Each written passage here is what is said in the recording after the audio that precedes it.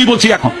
পদ্মা সেতু rail line, metro rail, elevated expressway, third terminal, Hatirjheel প্রকল্প, Purbachal 300 fit, উড়াল সেতু নির্মাণ, বঙ্গবন্ধু যমুনা সেতু, যমুনা রেল সেতু, সমুদ্র সীমা বিজয়, বঙ্গবন্ধু স্যাটেলাইট, রূপপুর পারমাণবিক বিদ্যুৎ কেন্দ্র, Karnaphuli tunnel, Cox's Bazar rail line, Cox's Bazar আন্তর্জাতিক বিমানবন্দর, ঢাকা ও চট্টগ্রাম এক্সপ্রেসওয়ে, দায়রা বিদ্যুৎ কেন্দ্র, রামপাল বিদ্যুৎ কেন্দ্র, মাথারবাড়ি তাপ বিদ্যুৎ কেন্দ্র, 119টি বিদ্যুৎ কেন্দ্র স্থাপন, পায়রা সমুদ্র বন্দর, 100টি ইকোনমিক জোন,